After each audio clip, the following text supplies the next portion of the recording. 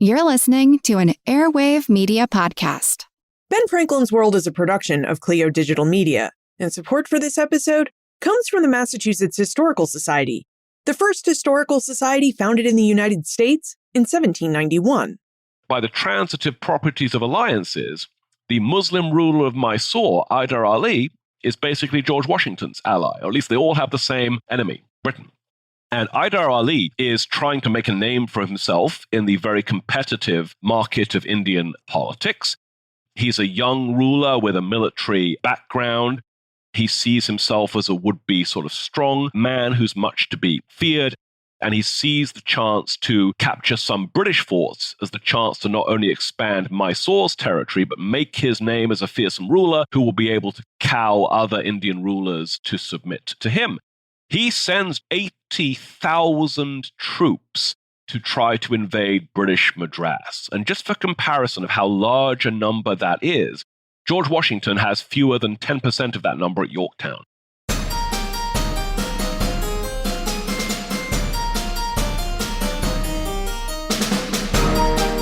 Hello, and welcome to episode 438 of Ben Franklin's World, the podcast dedicated to helping you learn more about how the people and events of our early American past have shaped the present-day world we live in.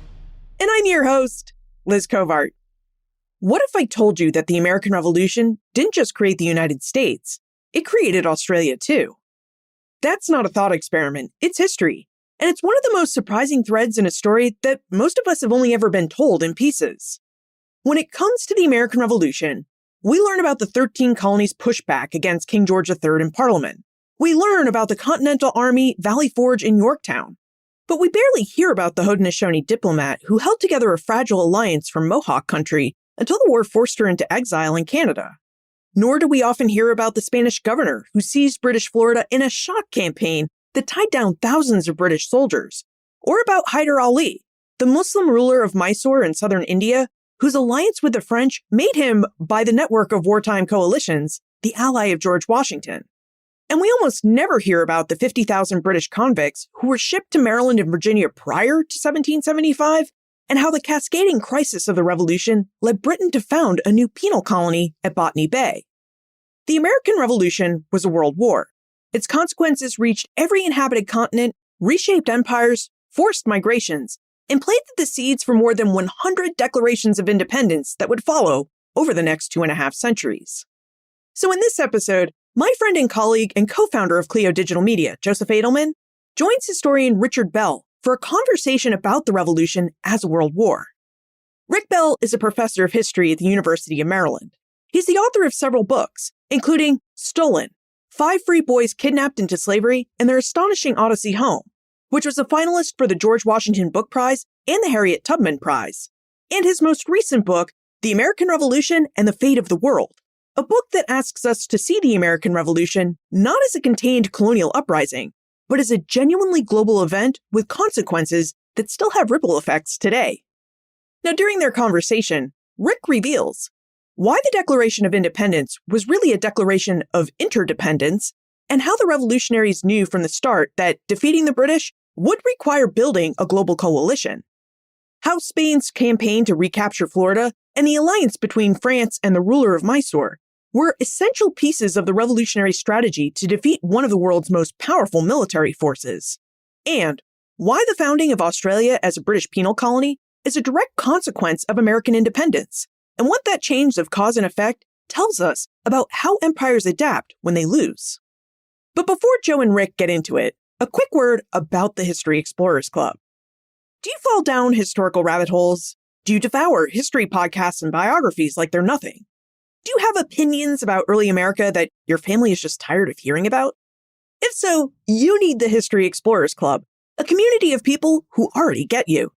The History Explorers Club is a historian-led membership for curious adults who want to go deeper into early American history with guidance, context, and a community of like-minded people. Each month, members hear from guest historians in live conversations, join informal club calls, and attend workshops on how historians actually find and evaluate evidence. There's no scholarly background required, and we record almost everything so you can participate on your own schedule. So find your people at the History Explorers Club. That's historyexplorers.club. historyexplorers.club. And now, let's go join Joe and Rick.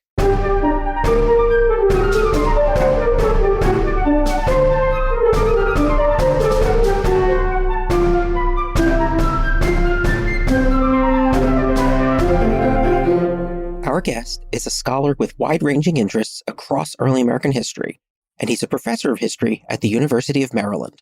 He's published several books, including We Shall Be No More, Suicide and Self-Government in the Newly United States, Buried Lives, Incarcerated in Early America, and Stolen, 5 Free Boys Kidnapped into Slavery and Their Astonishing Odyssey Home, which was a finalist for both the George Washington Prize and the Harriet Tubman Prize. His most recent book is The American Revolution and the Fate of the World, which came out in the fall of 2025. Rick Bell, welcome to Ben Franklin's World. Thanks, it's great to be here. Let's start with your background and how you came to think about the American Revolution. You mention in the introduction to the book that you grew up in the UK in the 1980s and 1990s, and while there you learned very little about the American Revolution. But then you attended graduate school in the United States, and you've taught in the US for 25 years, and your own kids are going through a US school system. Based on all of those experiences, Rick, what can you tell us about the differences in the British perception of the revolution as opposed to what Americans tend to hear? Yeah, Joe, I think you and I have probably known each other for most of that 25 years I've been in the US. So I've been here a while.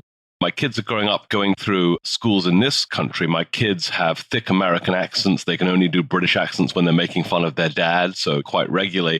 And I have a sense, of course, from teaching American college students, what students coming up through K-12 in this country, especially Maryland, where I live, are exposed to.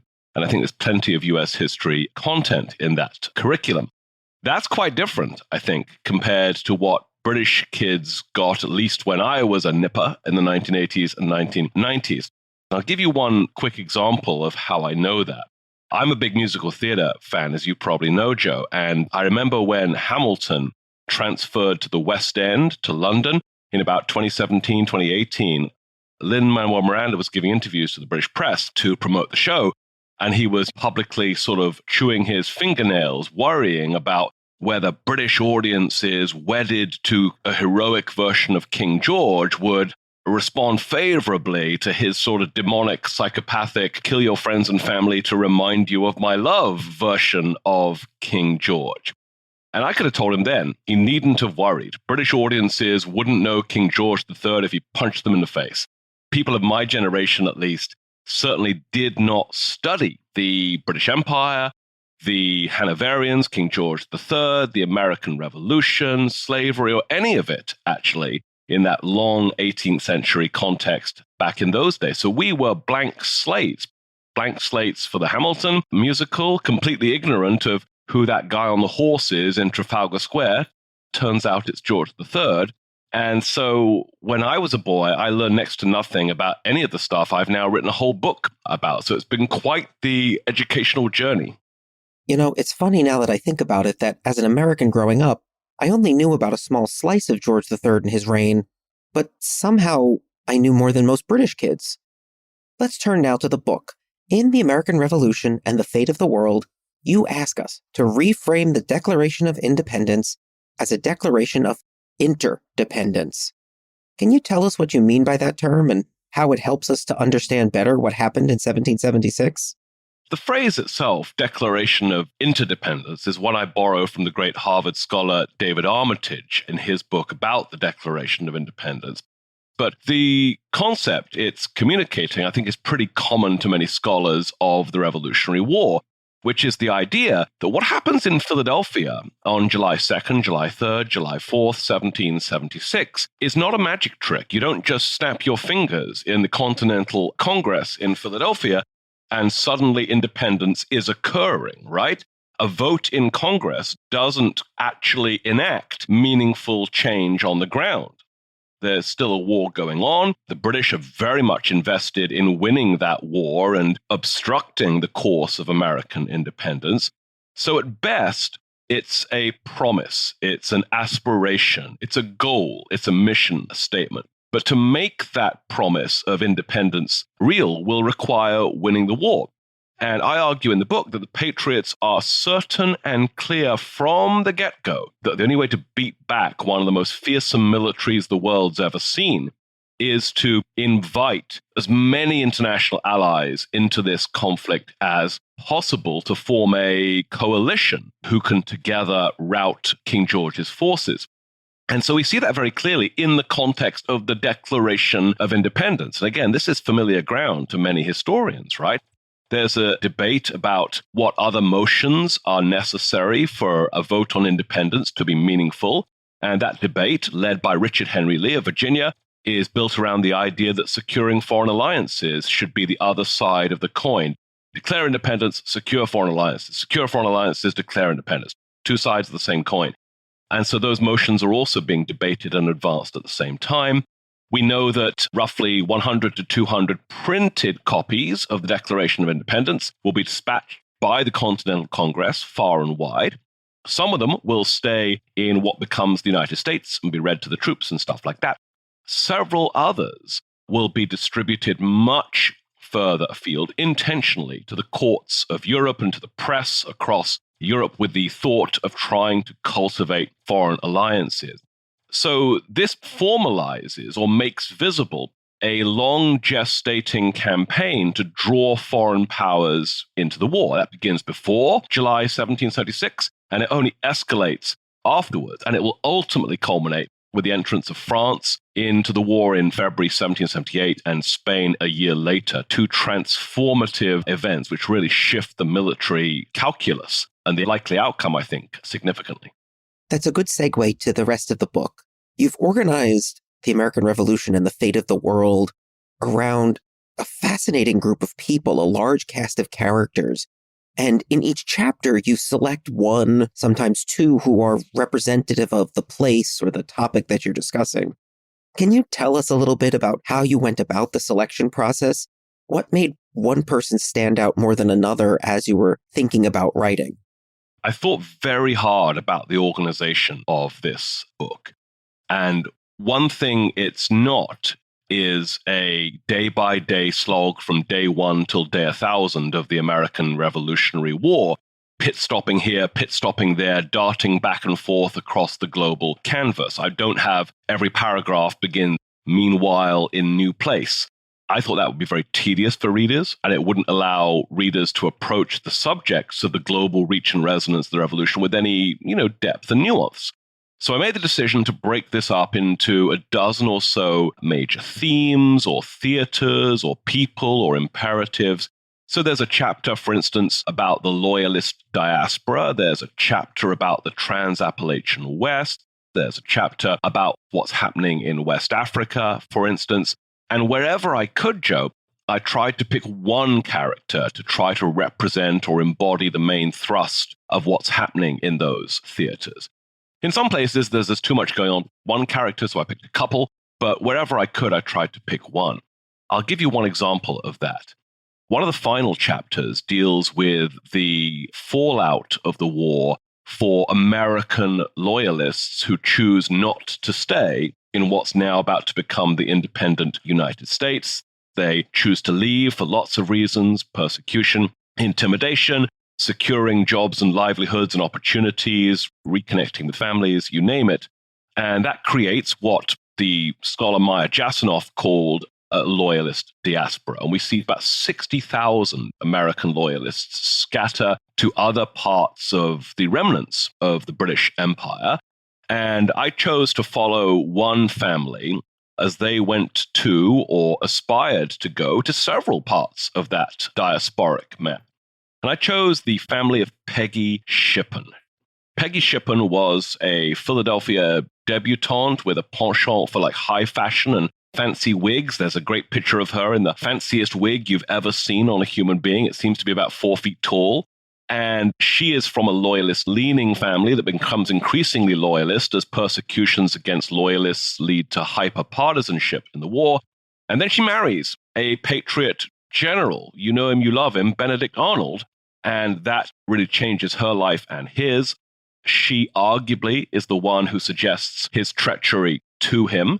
And when that treachery is botched and they end up on the British side, they migrate to London, a place neither of them has ever been before, part of a small sort of American loyalist enclave in London of about 6,000 or 8,000 people who are treated like dirt, surprisingly, Joe, in London. My students find this very difficult to understand. Why wouldn't American loyalists be welcomed with open arms by British people? And the answer is British people see these arriving Americans, and all they hear is the accent, and they paint with a broad brush, and they instinctively demonize these American loyalists as being closeted American patriots who didn't fight hard enough to hold on to the colonies. So the Arnold family, who have a double burden, of course, being a family associated with treachery, find it very difficult in London after the war, and they dream of relocating to India, but they can't get a job offer to go to India. So they go to Canada instead as British exiles.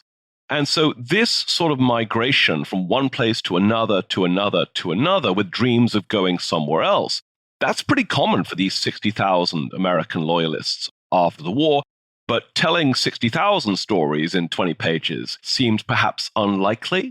And I also don't think that, numbers and graphs and maps are always the way to go. If you want to tell a story that stays with people, you have to humanize it, I think. And that often means personify that story. So I chose one person who could not be more magnetic, the wife of the traitor Benedict Arnold, and made her the center of attention. And if I remember correctly, Peggy Shippen was able to suggest the treachery to Benedict Arnold because she knew Major John Andre. Is that true? That is true. She definitely knew Major John Andre. One of the first books I read when I was researching this chapter suggested, really gossiped, that John Andre had been one of her old boyfriends. I think subsequent reading has really poured cold water on that particular theory. Wouldn't it be great if it was true? But instead, they were just friends. Arguably, he was interested in someone else. But the point is, yes, they were friends. And then John Andre becomes the head of British intelligence in America during the war. What an unlikely turn of events. And then Peggy weaponizes that fact to put her increasingly disgruntled patriot husband in touch with this military handler. I actually had picked out a few of the characters. I actually hadn't picked Peggy Shippen, but I picked a few of the characters for us to highlight and focus on some of the themes in the book. So if we can, let's turn to Molly Brandt. She was a Haudenosaunee woman and the wife of Sir William Johnson, the superintendent of Indian affairs for the northern part of British North America. When the war began in 1775, Molly Brandt, like most Native Americans, turned towards the British when it was time to choose sides. Why did she make that decision? I should say that I spent November of 2025 watching the Ken Burns roadshow. What was it, 12 hours? It moved a little slowly for me. I sometimes had to watch it on double speed time on the iPhone, which really helped. But one of the things I really appreciated about that Ken Burns 12 hours TV show about the American Revolution was the insistent attention to Native people as central actors in the American Revolution. And that's a bold move, I think, by Ken Burns, because the general public, I think, do not consider Native Americans to be central actors. And yet we professional historians, we all know that natives were central actors in the American Revolution. So Ken Burns did some good public service there by trying to close the gap between what historians know and what the public does not yet fully understand. My chapter tries to do some of the same. And it reminds readers that Native peoples were not bystanders to the American Revolution. A significant portion of them, especially those east of the Mississippi, of course, closest to the eastern seaboard, took active roles. And when they chose sides, they often chose sides as groups, as tribes, as nations. And those tribes and nations tended about 4-1 to choose the British side over the Patriot side. And folks might be asking themselves why that was.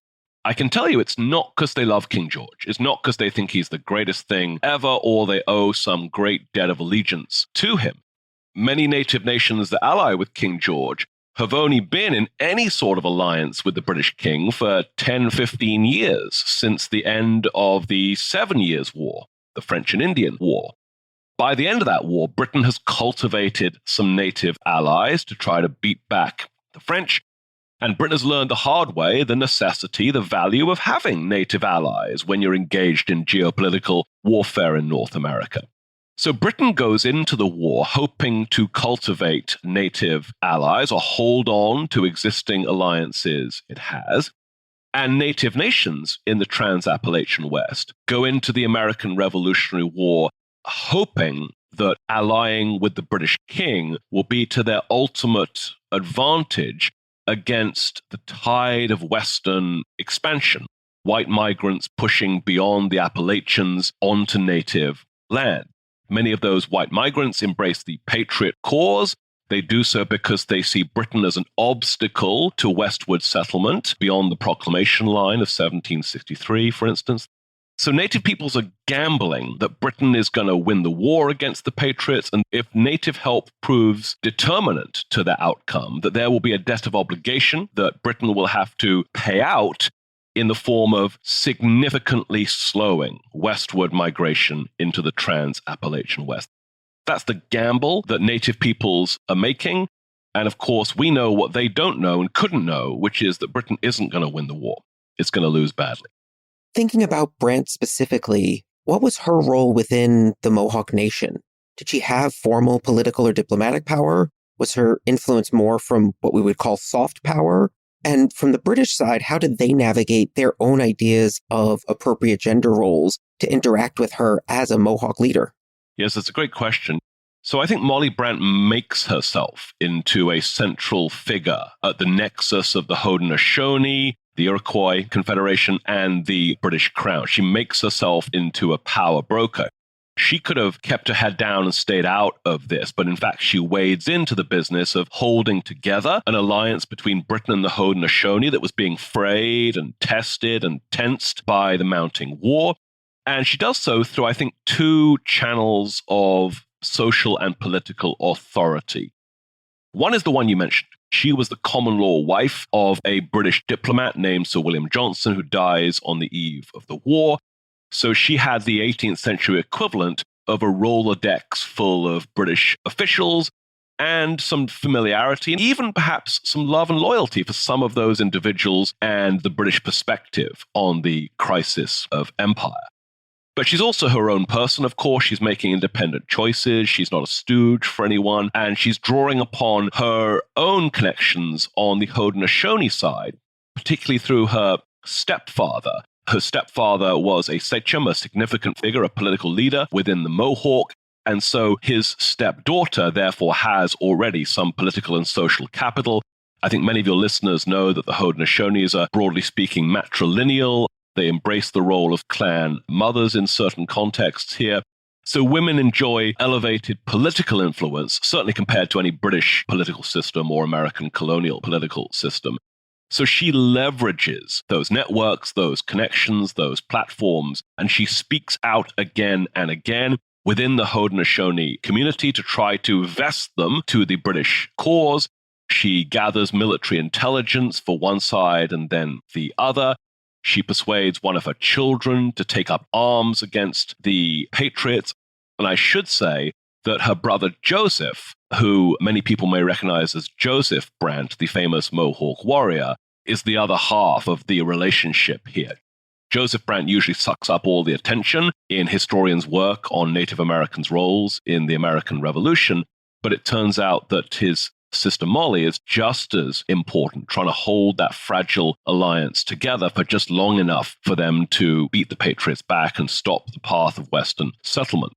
That aim falls short, of course, and Molly herself will become actually an exile of war by war's end, and she'll be driven out of ancestral lands in the Mohawk country and end her days on the Canadian side of the new US-Canada border and is buried today, I think, in Kingston, Ontario.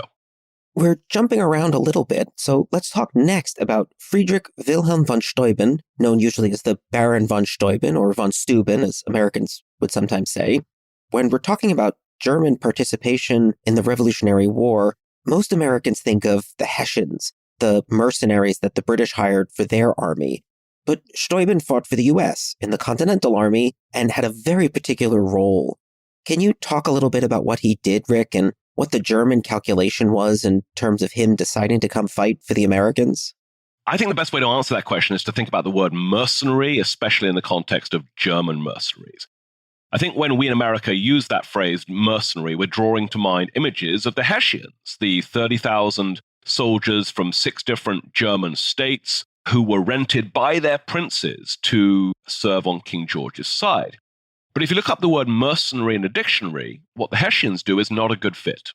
They are rented by their rulers. They have no say. They are not making individual level choices. They are not soldiers of fortune. They are renter soldiers. However, there are plenty of mercenaries in the American Revolution, and some of the most prominent ones are actually on the patriot side.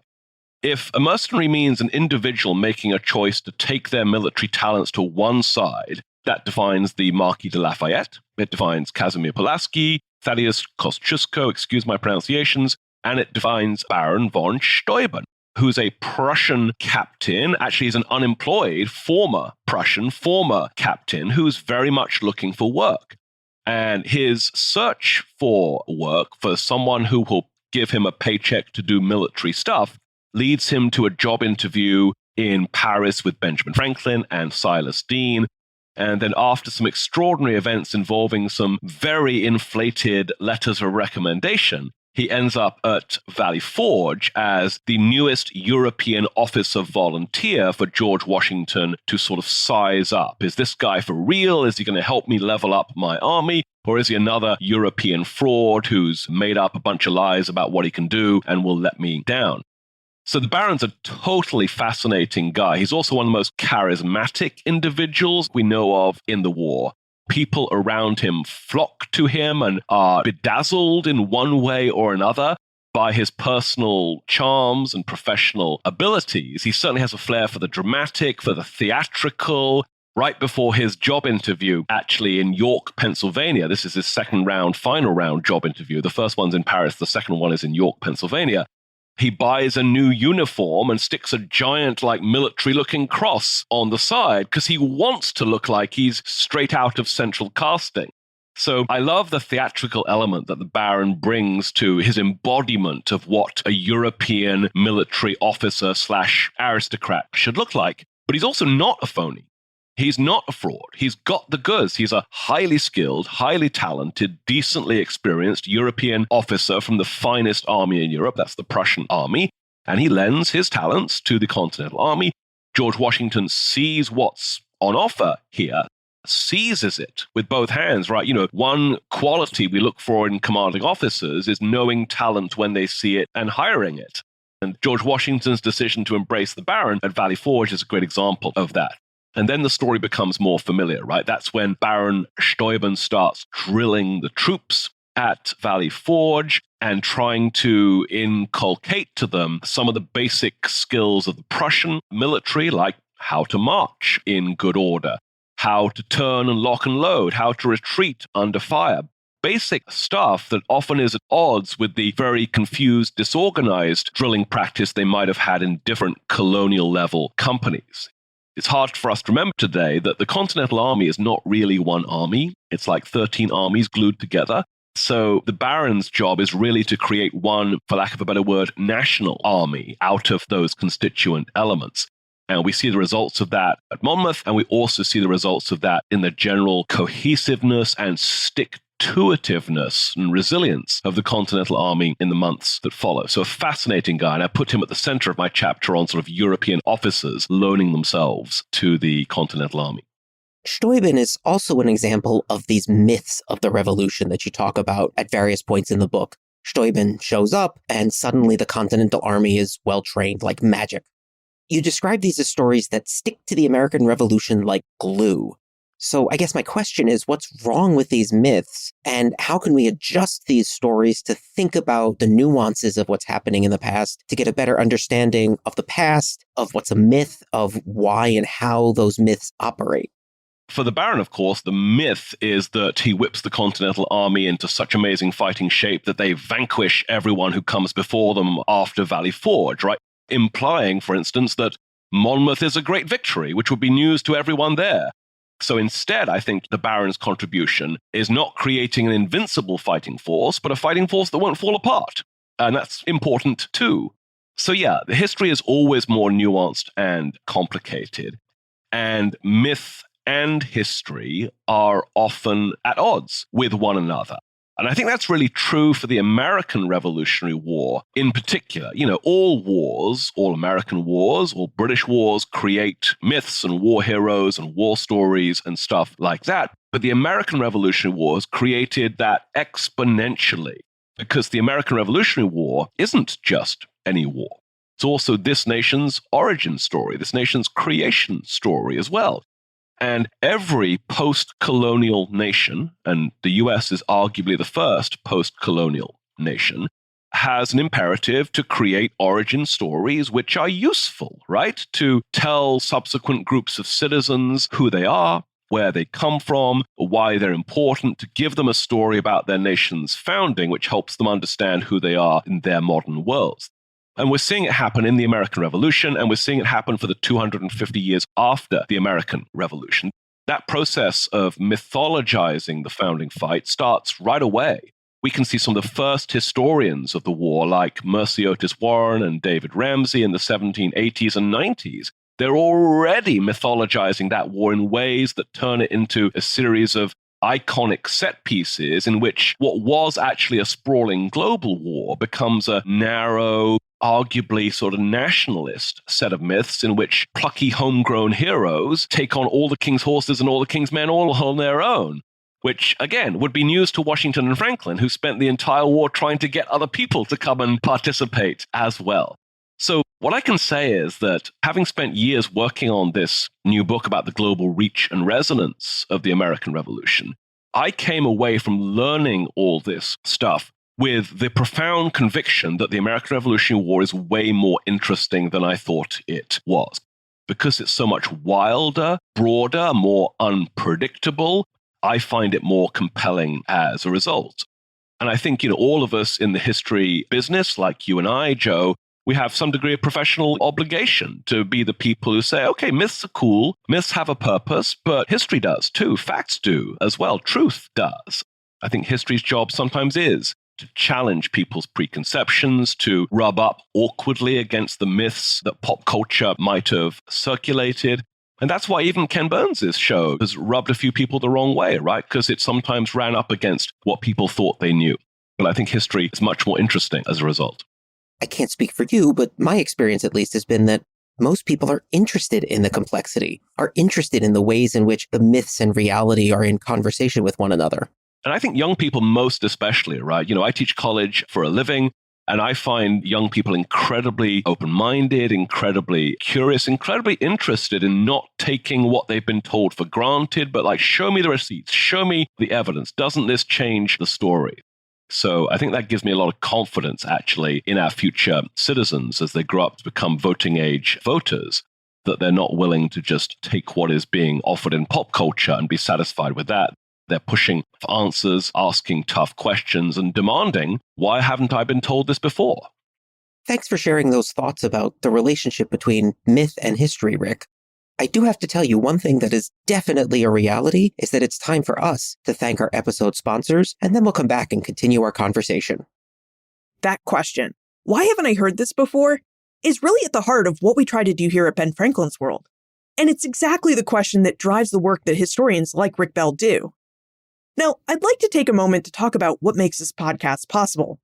As I mentioned at the start, support for this episode comes from the Massachusetts Historical Society, the first historical society founded in the United States in 1791. Our partnership with the MHS helps us bring you more resources and keeps our content freely available. But partnerships like this one are only part of the picture for keeping this podcast and our newsletters going. The other part is you. Ben Franklin's World has always been a community effort. We've been producing this podcast for more than 11 years, and it's only been possible because listeners like you believe that this kind of work matters. The work of making rigorous historical scholarship accessible and available to everyone who has an interest. So if you've been listening to this show for a while and it's become part of your routine, I'd love for you to consider supporting us. You can make a tax-deductible donation at benfranklinsworld.com/donate. That's benfranklinsworld.com/donate.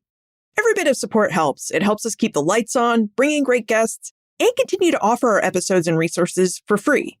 So thank you for your help, and thank you for your consideration.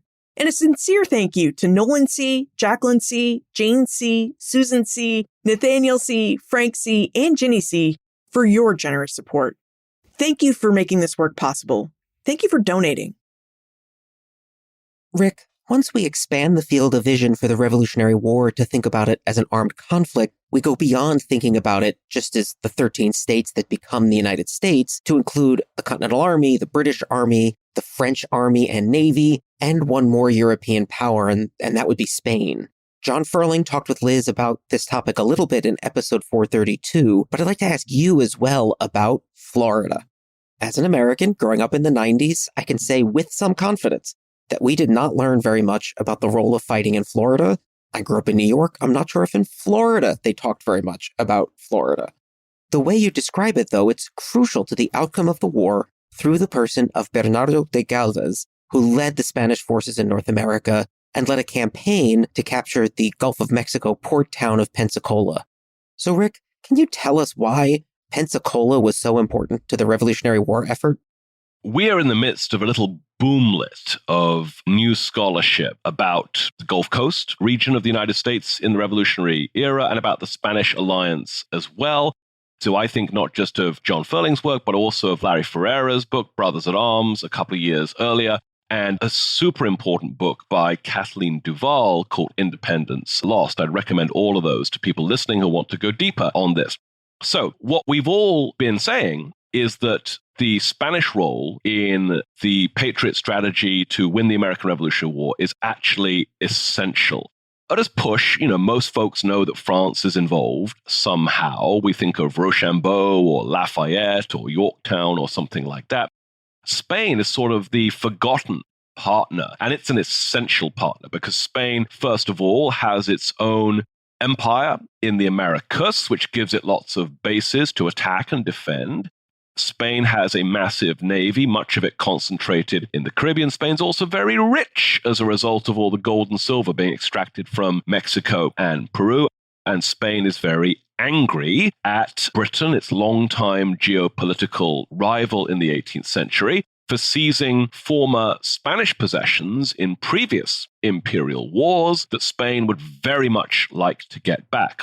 I'll just mention two of them. One is Gibraltar, which is the rocky outcrop at Spain's front door, which controls access to the Mediterranean Sea. Britain's held it since the early 1700s, taking it from Spain. Spain would love to get it back. The other one is the one you just mentioned, Florida. Florida had been a Spanish possession since Ponce de Leon, I think, in the 1500s. And it had fallen into British hands as a result of the various treaty and territory swaps of the 7 Years' War, the French and Indian War. So Florida is British in the 1760s and 1770s. And Florida is pretty big. It's divided into two British colonies, East Florida and West Florida. And West Florida has its capital at Pensacola. Bernardo de Galvez is the Spanish-appointed governor of Spanish Louisiana. And he is sent instructions by the Minister of the Indies, who just happens to be his Uncle Joe. What are the chances? To take as much of British Florida back as he can as soon as the starting pistol of Spain officially joining the war is heard. Then he races across the border between Spanish Louisiana and British West Florida in 1779, basically trying a shock and awe campaign to grab as much territory as he can before Britain knows what the hell is happening.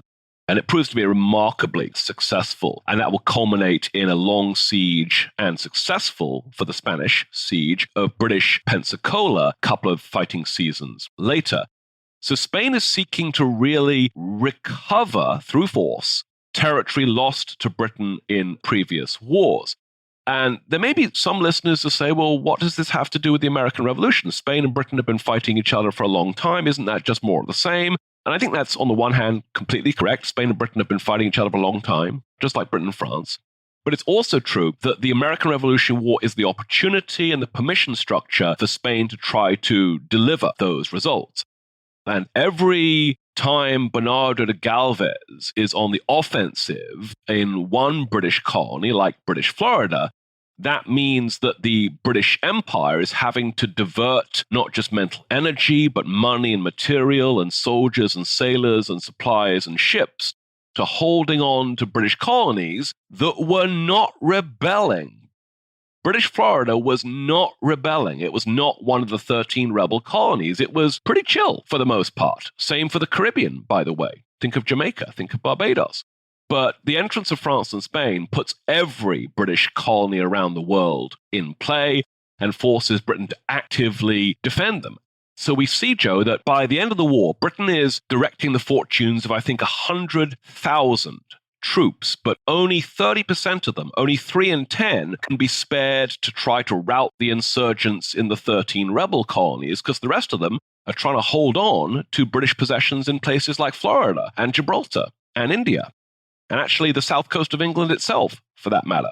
So this is some global chess. Indeed it was. We know that the American and French militaries were sometimes in close coordination, or at least trying to be, between George Washington and Rochambeau, or the Comte de Grasse, who was the admiral leading the naval forces. Was Galvez in contact with the American army at all? Did the Spanish and American forces coordinate in any way? So not as much as the Spanish would like. We know that Galvez is often short on soldiers and sailors to achieve his ends, and he's putting out requests for military assistance. The first requests go to the military forces in Spanish Cuba. Can you send us some of your Spanish soldiers and Spanish sailors to help reinforce my recent acquisition of British Mobile and help me with this siege of Pensacola I've got planned for the next fighting season? And the Spanish in Havana say, no, we're going to hold on to Cuba instead. We're not going to waste any forces on so pedestrian a purpose as taking British West Florida. What do you want it for anyway? It's not that important. And he makes the same request of the Continental Army. Can you send me some military supplies and ships and soldiers and sailors, etc.? And they say, no, we are fully stretched up here. Thank you very much. We can't spare anyone. So he's hoping, Joe, for more coordination with the Continental Army. So when the siege of Pensacola happens, there really aren't any Patriot boots on the ground that I can think of. So it's not quite the coalition fighting the British at Pensacola as it is with the French and the Patriots at Yorktown. But nonetheless, Washington knows where Galvez is. Galvez knows where Washington is. So they are at least informing each other. And in that sense, they are coordinating, right? And Galvez knows that if he's pushing on Pensacola, it's making it hard for the British to relieve Cornwallis at Yorktown, for instance, in the same fighting season. So it's all connected, and every British, every French, every Spanish commander is well aware of those interconnections. Speaking of interconnections, it's time, Rick, to deal with the enormity of your book title, The American Revolution and the Fate of the World. Da, da, da.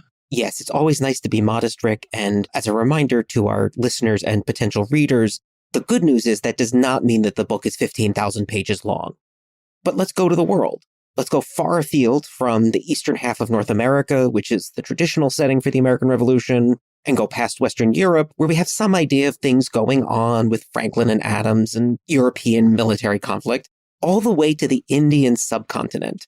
You have a chapter on the impact that the American Revolution had on both British and South Asian leaders in how they made diplomatic decisions, military decisions, and you do that through a man named Hyder Ali. So, Rick, would you give us a brief overview of how the American Revolution affected India?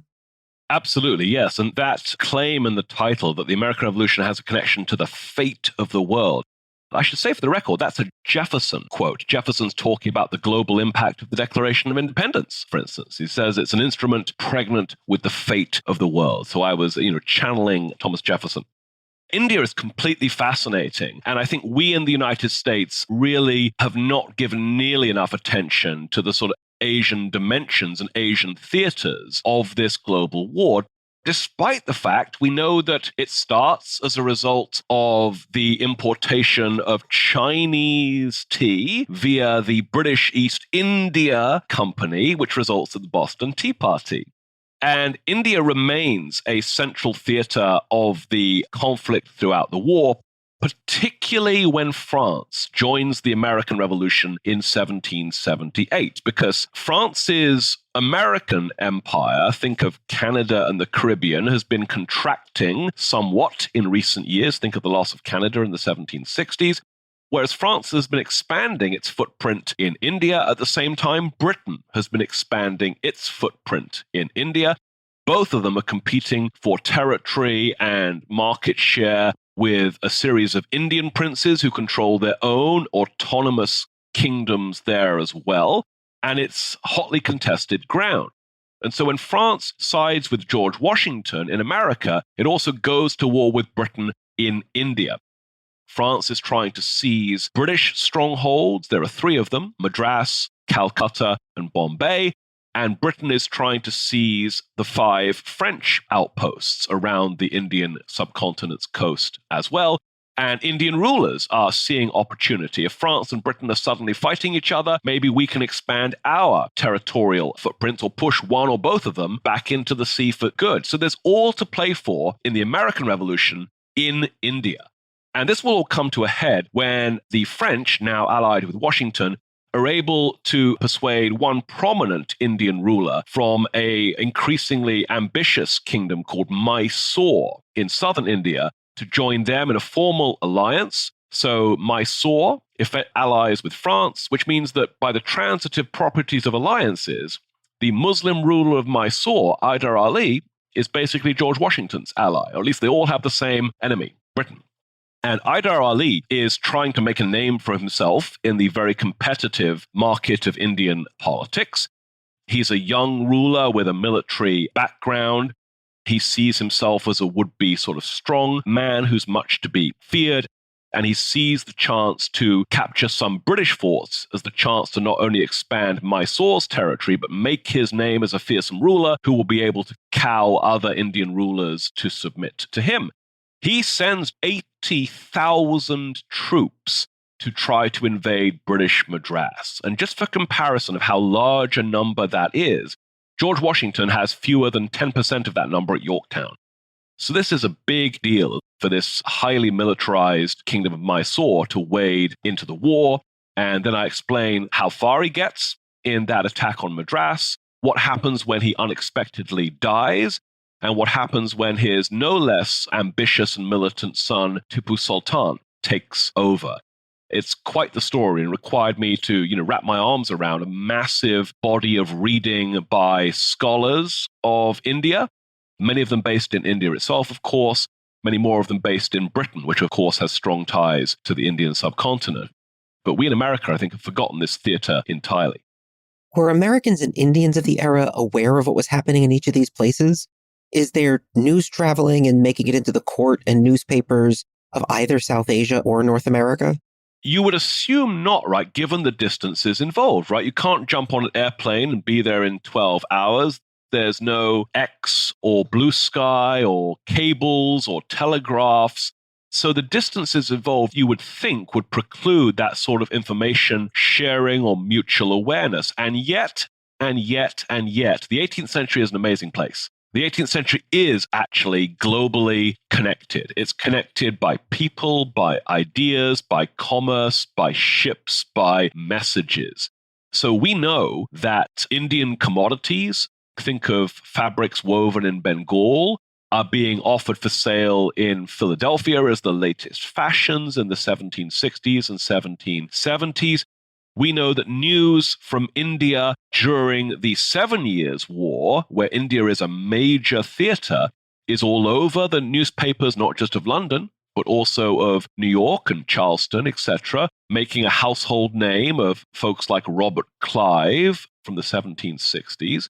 And we know that in India, British commanders are on the ground, oftentimes representatives of the East India Company, have a constant stream of news arriving via London of how the American war is going on the other side of the world. And so when Hyder Ali steps up as part of the French alliance, allies with Washington, that news gets back to Washington and gets back to Philadelphia and the Continental Congress. And Benjamin Rush, a very prominent patriot doctor in Philadelphia, says, Hyder Ali is the toast of my table, right? He's my new favorite guy. Thank God he's got his 80,000 troops and he's hurling them at the British because he knows what that's going to mean and sort of the chessboard of the American Revolutionary War. And by the end of the war, Joe, the state of Pennsylvania has even named a ship after Hyder Ali, though in true Anglo-American form, they've managed to spell both his first name wrong and his last name wrong on the side of the ship. Well, maybe they get half credit for being consistent. Rick, I want to turn the conversation to another geographic area that people don't usually associate with the American Revolution, because you managed to connect the American Revolution to Australia, which is literally as far away from the new United States as one can get. Now, to the extent that Americans know anything about the early colonization of Australia, it's that the British sent people there as a punishment for crimes.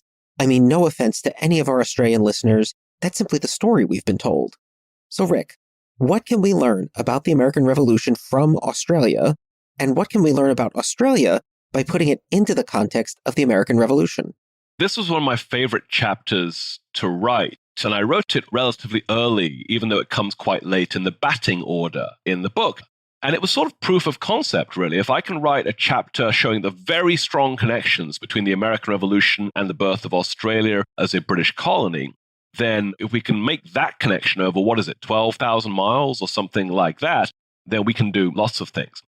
This chapter is about a convict crisis, a crisis of public order that happens in Britain during the American Revolution as a result of the war with America. When the colonies rebel, pre-existing, long-standing shipments of British convicts to the American colonies have to cease because there's a war on. There's an embargo, the Navy's in the way, they won't accept those shipments anymore. But prior to 1775, Britain had been in the habit for decades and decades, Joe, of sending significant numbers, growing numbers of its convicted felons to Maryland, which is where I'm sitting right now, and neighboring Virginia and to some extent Pennsylvania. And this was big business. We think 50,000 British convicts were sent to Virginia and Maryland in the decades before the war. America is the dumping ground for Britain's colonies. And the war prevents that from continuing. The war puts a temporary halt to those shipments, which Britain assumes will be lifted as soon as Britain wins the war, and we can go back to dumping our convicts in Maryland.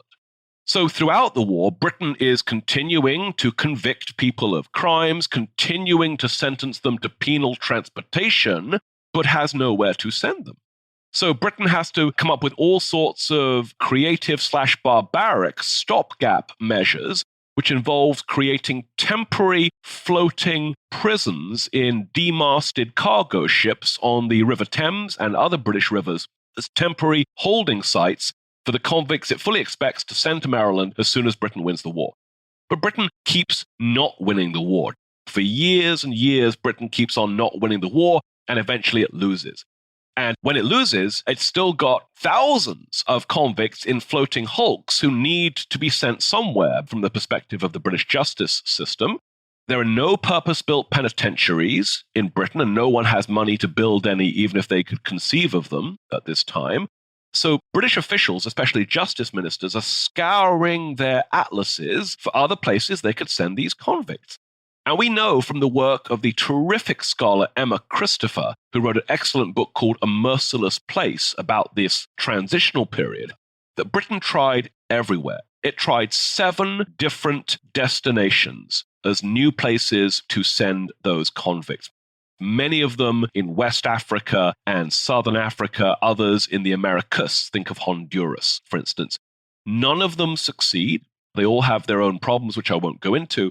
So it is out of sheer desperation, a sheer lack of other ideas, that someone in the British justice system will says, what about that place Captain Cook surveyed like 10, 15 years ago, that Botany Bay place? What if we dumped them there?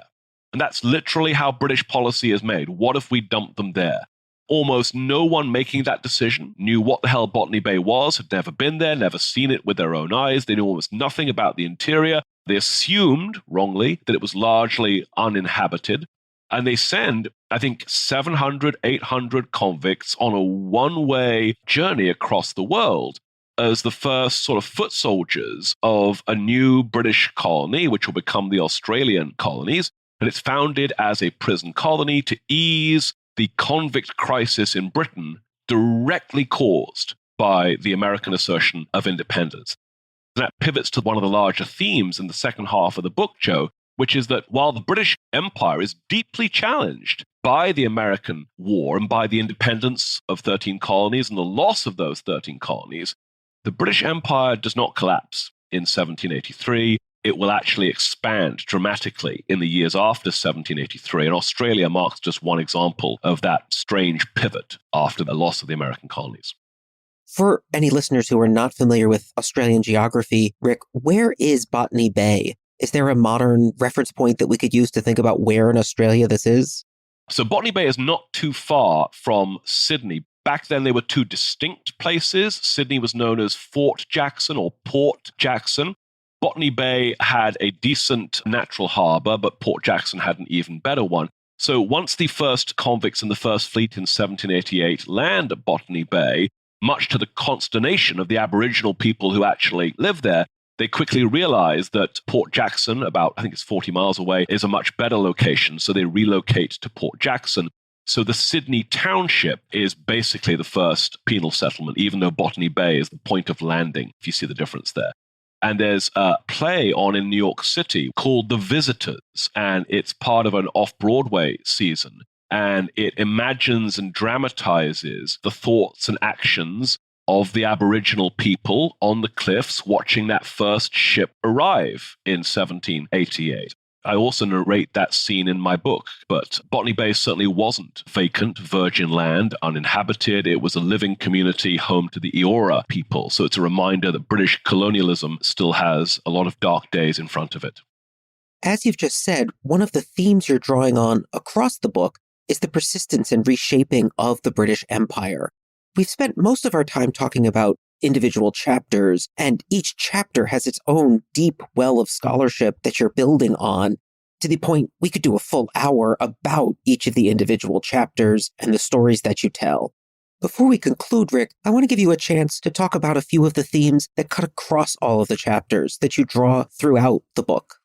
Yeah, each of the chapters, I think, when put together, adds up to more than the sum of their parts. And they do speak to, I think, 7 big themes. The importance of thinking about migration, about contingency, about the role of trade, I think the human cost, the catastrophic human cost of this war, and then the geopolitical consequences for empires. Empires double down on authoritarian rule to try to make sure that the contagion of liberty doesn't dismantle every empire. At the same time, the call to liberty certainly springs around the world as never before.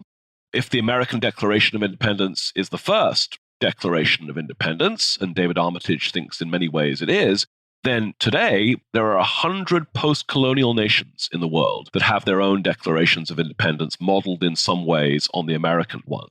So there are real global consequences. The fate of the world, Joe, is indeed at stake.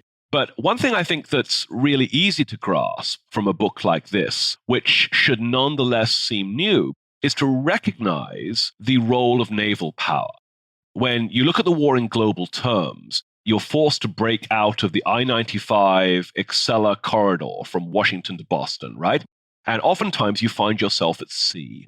You might be in the Caribbean Sea, struggling for control of Jamaica. You might be in the English Channel, trying to invade southern Britain in 1779. You might be in the Gulf of Mexico, trying to punch through the Isthmus of Panama to break the Spanish Empire in two. You might be going round the Cape of Good Hope, trying to get to the Indian Ocean intact, or floating outside the Botany Bay settlement.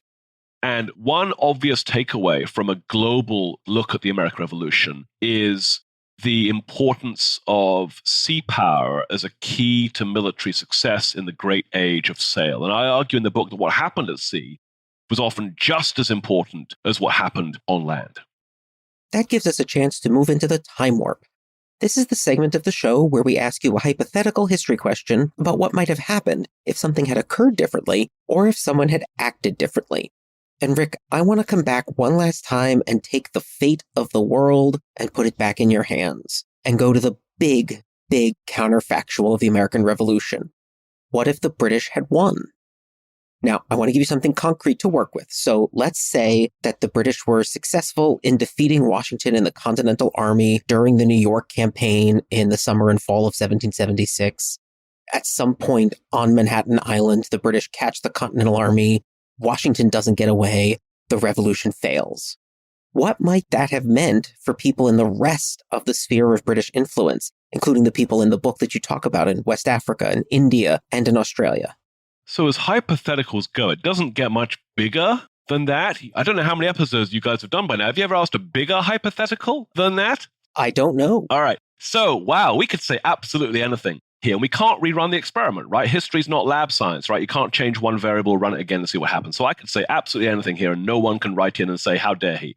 So I will say, yes, the revolution certainly is in great peril in the fall of 1776. And I agree that if British and Hessian forces, Germans were key here, could have actually cornered George Washington and forced him to capitulate and basically made the only 5,000 people left in the Continental Army neutral actors, then it would be very different. It would remain to be seen whether the insurgency in New England, which was a hotbed of radicalism, would also have been quickly extinguished, or whether New England would somehow fight on for some number of fighting seasons. But if we take the premise at face value that the war is over, Britain wins, and the Patriots lose, then the global consequences are unpredictable. One might think, and I think I probably am one of the people that would think this, that if the scare is not as deep and severe as the British losing the colonies is, if Britain does not have the near-death imperial experience, then its impulse to crack down on insurgents elsewhere in the empire might not be as severe and acute as it actually was.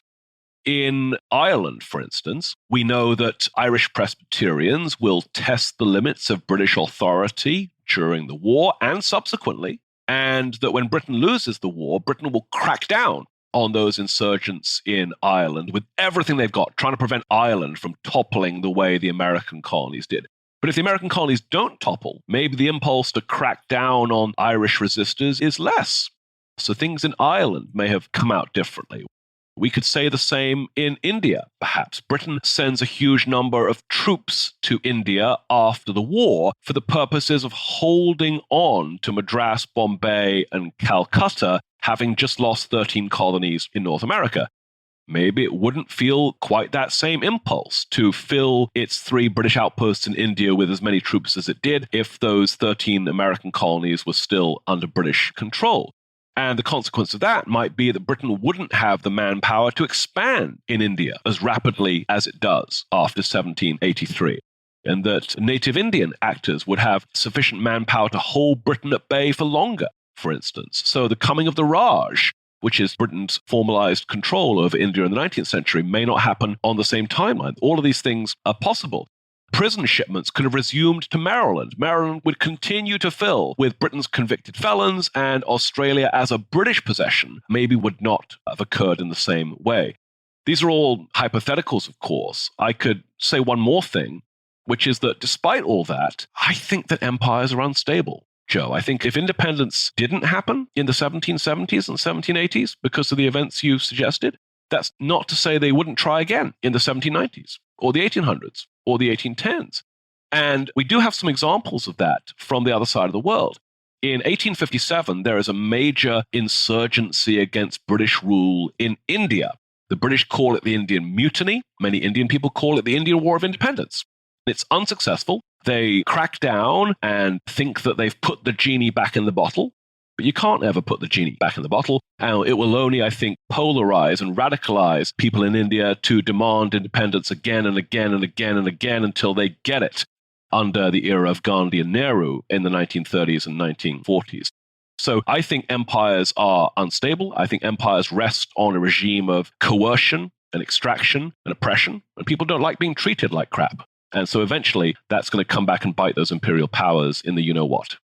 Well, that's a very big note to end on. Thank you for taking such a big question and giving such a thorough answer. Before we let you go, would you tell us what aspect of history you're researching and writing about now? I'm not going to tell you my next book project yet because I'm not sure what it is, though I do have some great ideas I'm excited to expand upon. But I will tell you that I've got a completed project which is not yet public facing. So as of May 2026, I will have a new series of video lectures on a platform called the Great Courses Plus. And that will be a deep dive into the Declaration of Independence. I've long been obsessed with the Declaration of Independence, like many professional historians. And instead of writing a book about it, I wrote 12 web lectures about it, which I'm really proud of. And I tried to draw in all the latest research, including by our mutual friend Emily Steff and David Armitage, who I've mentioned today. So if people want to deep dive into the Declaration just in time for the big July anniversary, check out that new course coming in May on the Great Courses Plus. That sounds great. And if people want to get in touch with you, where is the best place to look for information about you, your work, and how to get in contact with you? Yeah, I'm very Googleable, but I also have a website. It is www.richard-bell.com. Well, Rick, as you mentioned at the outset, we've had a conversation going for about 25 years. I enjoyed this discussion, and I look forward to more. It's my pleasure. Well, that was a fascinating conversation. You can really tell that Rick Bell has spent years following the American Revolution across every ocean, the different courts of European powers, into the Indian subcontinent, and all the way to Botany Bay, where the Eora people watched the first British ships arrive in 1788. And what Rick found, and what I hope you found in this conversation, is that the American Revolution is far more interesting when you take a really high-level view of it. Now, two aspects of this conversation really stayed with me. First is Rick's framing of the Declaration of Independence as the Declaration of Interdependence. It's an idea that Rick borrowed from historian David Armitage and built on. Now, the vote for independence in Philadelphia on July 2, 1776 wasn't magic. It was actually a promise, and that promise could only be kept by persuading France, Spain, the Netherlands, and a coalition of native nations and other international allies to help the revolutionaries survive the war long enough to win it. So independence was never a solo act. It was always an interdependent act. Now, the second thing that sticks with me is the human cost that sat at the center of all of this global maneuvering. Molly Brandt didn't just lose a war. She lost her ancestral homeland and died in exile across a border that hadn't even existed when she was born. An estimated 60,000 loyalists had to flee North America and resettled in what remained of the British Empire, sometimes in places like England, where they weren't even welcomed. And this is to say nothing of the 12,000 miles of ocean that separated British convicts from their homeland. The human cost of the revolution isn't just a footnote in its history. The human cost really sits at the center of the American Revolution. So Rick's book is a reminder that history's job is not to confirm what we already think we know about famous events like the American Revolution. Its job is really to tell us the whole story, even when that whole story is wider, harder, and more consequential than the version of history that we grew up with. Look for more information about Rick, his book, The American Revolution and the Fate of the World, plus notes, links, and a transcript for everything we talked about today on the show notes page. benfranklinsworld.com/438. Friends tell friends about their favorite podcasts. So if you enjoyed this episode of Ben Franklin's World, please do your friends a favor and send them a link to this episode. Production assistance for this podcast comes from Joseph Edelman, Karen Wolf, and Morgan McCullough. Breakmaster Cylinder composed our custom theme music. This podcast is part of the Airwave Media Podcast Network. To discover and listen to their other podcasts, visit airwavemedia.com. Finally, I'm curious what part of the revolution's global reach surprised you most. Was it Spain's campaign in Florida, Hyder Ali's alliance with France, or the revolution's connection to the founding of Australia? I'd love to know what you think, so please tell me. Liz at benfranklinsworld.com. Ben Franklin's World is a production of Clio Digital Media, and support for this episode came from the Massachusetts Historical Society, the first historical society founded in the United States in 1791.